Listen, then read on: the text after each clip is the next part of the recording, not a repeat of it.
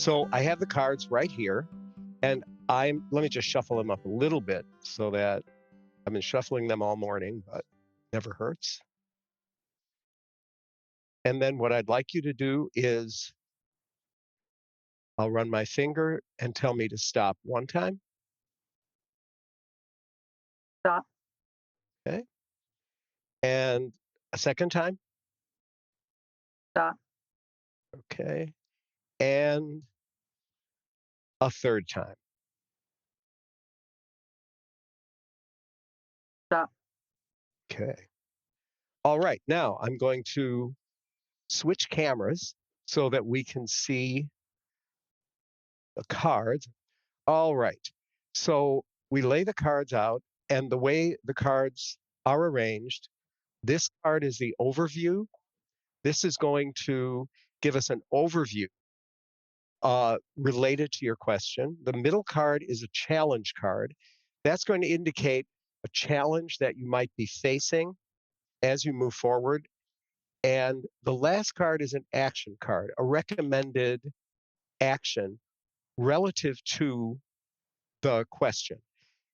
As I'm reading, I'm also going to try to narrate a little bit of my inner process so you get some idea of how it works to put all of this together in a reading.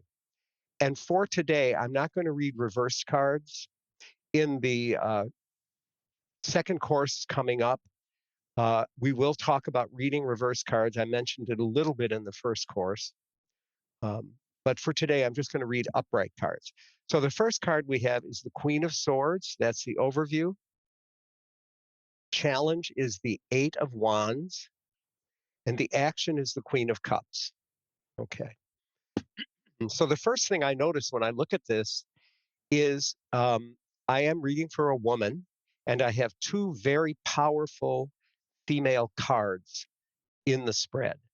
So there's a readiness on the part of this person for the information.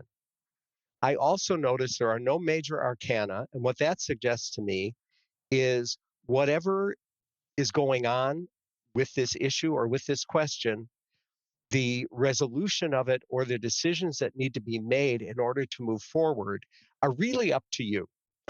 There's not going to be any, you know, transpersonal archetypal energy pushing you right now.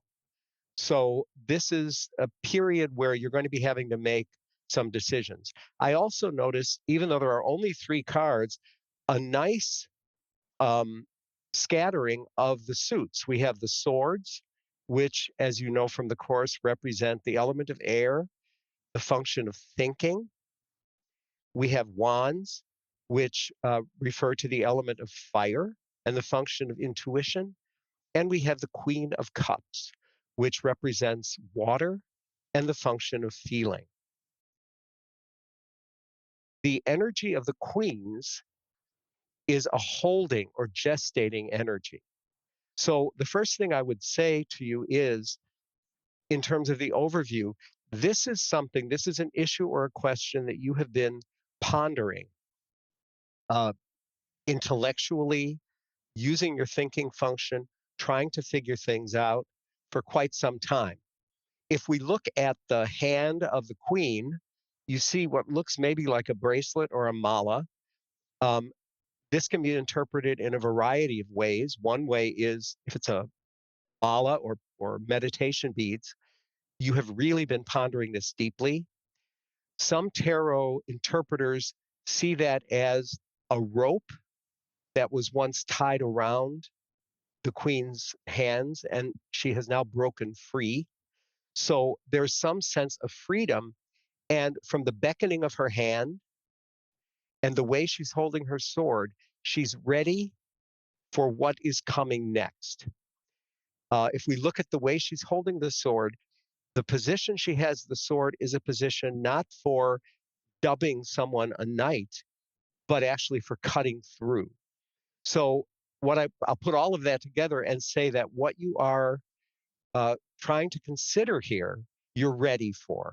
You want to cut through any of the doubts, any of the worries, and make a decision, move forward, take a next step. However, you're challenged by all of these wands, which are intuition. We can also think of them as creativity. We can think of them as the fiery energy of just ideas, and ideas that are going to be wanting to be embodied. This is one of the few cards in the tarot that has no people in it. And so, as a challenge, what this means is when you make a decision to move forward, when you decide, I want to move forward, there is uh, almost a sense of being overwhelmed by possibilities. Overwhelmed, these possibilities could be external possibilities, they also could be internal possibilities. And whatever they are, they're coming at you very, very strongly. And so the action you're going to need to take relative to all of those ideas, all of that creative energy coming at you is make your choice based on the feeling function. This is the Queen of Cups. She is pondering this cup. She looks very, very grave. If we look at the face of the Queen of Swords, we have that same gravitas. So, very clearly, you're taking this question seriously. You've been spending time using the function of the intellect. And the cards are saying the action you need to take, since you've done all the thinking and you have all the ideas kind of coming at you, boom, boom, boom, you want to spend time now looking at where are your feelings taking you? Where are you being drawn in terms of feeling? Your ability to use intellect to plan and problem solve is serving you well. But with so much coming up for you, so many possibilities, so much potential, you need to dig deep into the feelings because this next step, the next phase of your life, is going to be pulling you primarily using the function of feeling. Now, remember, both thinking and feeling from a Jungian perspective are ways that we evaluate things.